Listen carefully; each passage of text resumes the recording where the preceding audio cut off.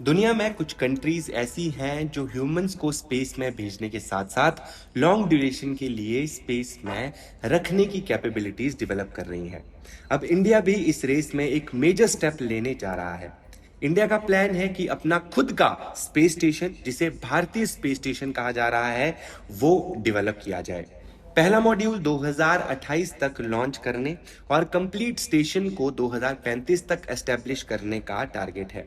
लेकिन सबसे इंटरेस्टिंग बात यह है कि भारतीय अंतरिक्ष स्टेशन का कनेक्शन सिर्फ स्पेस स्टेशन से नहीं, बल्कि इंडिया के फ्यूचर में जो मून मिशन होगा उससे भी है। तो चलिए सबसे पहले समझते हैं कि भारतीय अंतरिक्ष स्टेशन एक्चुअल में है क्या। भारतीय अंतरिक्ष स्टेशन, जिसे बीएएस भी कहा जा रहा है, वो इंडिया का प्लैंड इंडिजिनस स्पेस स्टेशन है, जिसे लो अर्थ ऑर्बिट यानी लियो में एस्टेब्लिश किया जाएगा। इसका पर्पस सिर्फ एस्ट्रोनॉट को स्पेस में जगह देना नहीं है। बीएएस एक नेशनल स्पेस लेबोरेटरी की तरह काम करेगा, जहां एस्ट्रोनॉट्स और साइंटिस्ट माइक्रोग्रेविटी एनवायरनमेंट में डिफरेंट एक्सपेरिमेंट्स और टेक्नोलॉजी डेमोन्स्ट्रेट कर सकेंगे। In simple words, BAS will be India's laboratory, workplace and human habitat in space. BAS को एक स्टैंड अलोन प्रोजेक्ट समझना मिस्टेक होगी। ये इंडिया के लॉन्ग टर्म स्पेस विजन 2047 का इंपॉर्टेंट कंपोनेंट है। इंडिया का ब्रॉडर रोड मैप कुछ ऐसा है। पहले गगनयान, जिसके through India human space flight capability demonstrate करेगा। उसके बाद भारतीय अंतरिक्ष स्टेशन, जहां ह्यूमंस लॉन्गर ड्यूरेशन के लिए स्पेस में ऑपरेट कर सकेंगे। और फाइनली इंडिया का टारगेट है 2040 तक इंडियन एस्ट्रोनॉट्स को मून तक भेजना। यानी इंडिया का ऑब्जेक्टिव सिर्फ स्पेस तक पहुंचना नहीं है, बल्कि स्पेस में सस्टेनेबल ह्यूमन प्रेजेंस डेवलप करना है। अब बीएएस से रिलेटेड 3 डेट्स को स्पेशली याद रखिए। 2028 फर्स्ट बीएएस मॉड्यूल। इंडिया का टारगेट है कि बीएएस का फर्स्ट मॉड्यूल 2028 तक लॉन्च किया जाए। 2035 फुल भारतीय अंतरिक्ष स्टेशन, यानी स्टेशन को फुल्ली ऑपरेशनल कैपेबिलिटीज तक डेवलप करने का टारगेट। और फिर 2040 ह्यूमन मून मिशन। इंडिया का लॉन्ग टर्म गोल है कि एक इंडियन एस्ट्रोनॉट को मून पर भेजा जाए। तो देखो, ये 3 डेट्स जो हैं, 3 ईयर्स बहुत ज्यादा इंपॉर्टेंट हो जाते हैं। एक है 2028, जिसमें फर्स्ट मॉड्यूल लॉन्च किया जाएगा भारतीय अंतरिक्ष स्टेशन का। उसके बाद है 2035, जिसमें पूरा जो भारतीय अंतरिक्ष स्टेशन है वो तैयार हो जाएगा। और 2040 में भारत मून पे अपने एस्ट्रोनॉट को लैंड कर पाएगा। बीएएस को लो अर्थ ऑर्बिट यानी लियो में एस्टेब्लिश किया जाएगा। लियो अर्थ के रिलेटिवली क्लोज ऑर्बिटल रीजन को रेफर करता है। ह्यूमन स्पेस स्टेशन के लिए लियो काफी इंपॉर्टेंट है, बिकॉज यहां से अर्थ के साथ कम्युनिकेशंस और रेगुलर ऑपरेशन कंपैरेटिवली मैनेजेबल होता है।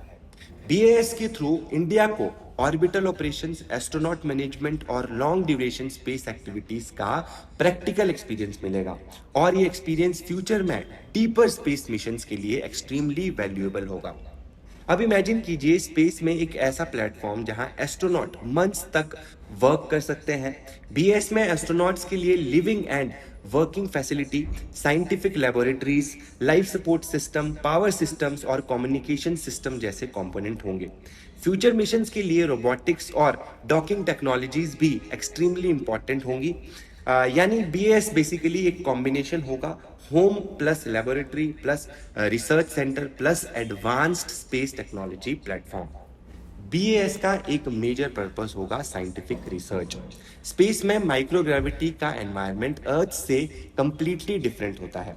इस एनवायरनमेंट का यूज साइंटिस्ट मेडिसिन और ह्यूमन बायोलॉजी में कर सकते हैं, जैसे ह्यूमन बॉडी पर लॉन्ग ड्यूरेशन स्पेस फ्लाइट का इफेक्ट। एग्रीकल्चर में प्लांट की ग्रोथ और बायोलॉजिकल प्रोसेस को स्टडी किया जा सकता है। मिनरल साइंस में रिसर्च, न्यू मटेरियल्स और मैन्युफैक्चरिंग प्रोसेस को टेस्ट कर सकते हैं।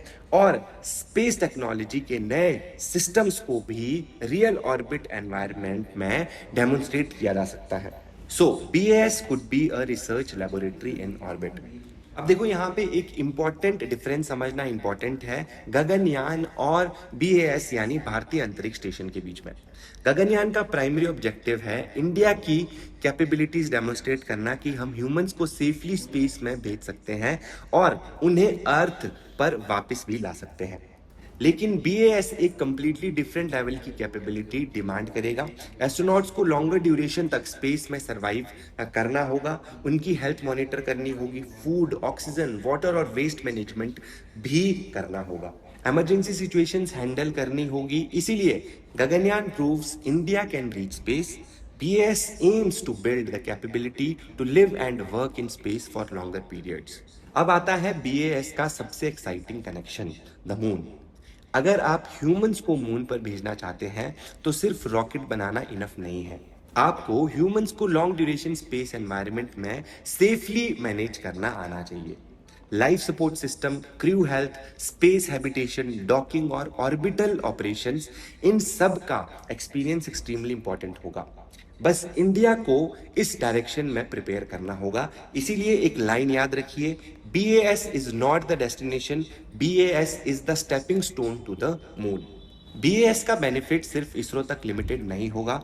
इतना कॉम्प्लेक्स प्रोजेक्ट डेवलप करने के लिए थाउजेंड्स ऑफ एडवांस्ड कंपोनेंट और टेक्नोलॉजीज की रिक्वायरमेंट होगी। For example robotics, sensors, electronics, advanced materials, space craft systems, life support technologies, communication system और space medicine.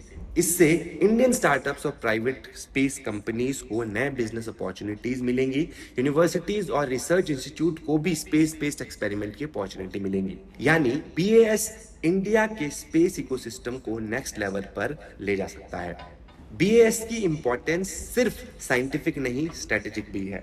Human space flight के लिए इंडिया को एडवांस टेक्नोलॉजीज डेवलप करनी होंगी, जैसे space docking, robotics, life support system, crew safety and orbital operations. In technologies की development India की overall technological capabilities को स्ट्रेंथन करेगा और सबसे इंपॉर्टेंट, इंडिया फ्यूचर में स्पेस एक्टिविटीज के लिए greater technological self reliance and strategic autonomy achieve कर सकता है। इससे इंडिया की पोजीशन और ज्यादा स्ट्रांग हो सकती है। तो चलिए क्विकली रिकैप करते हैं, भारतीय अंतरिक्ष स्टेशन इंडिया के लिए इतना इंपॉर्टेंट क्यों है। Number 1, human space flight. India long duration human space missions की कैपेबिलिटी डेवलप करेगा। नंबर 2, साइंटिफिक रिसर्च, माइक्रोग्रेविटी में एडवांस एक्सपेरिमेंट पॉसिबल होंगे। नंबर 3, स्पेस इकोनॉमी, स्टार्टअप्स और प्राइवेट इंडस्ट्री के लिए न्यू अपॉर्चुनिटीज क्रिएट होंगी। Number 4, strategic capability, India advance space technologies में expertise gain करेगा। और number 5, moon mission. BAS future में जो ह्यूमंस के मून मिशंस होंगे उसके लिए क्रिटिकल एक्सपीरियंस प्रोवाइड करेगा। तो आई होप आपको ये आज की वीडियो अच्छी लगी होगी। इसी तरह की बाकी वीडियोस के लिए आप सिविल स्टेप को फॉलो कर सकते हैं और इन वीडियोस को अपने फ्रेंड्स और फैमिली के साथ शेयर कर सकते हैं। तो आज के लिए इतना ही, मिलते हैं आपसे नेक्स्ट वीडियो में।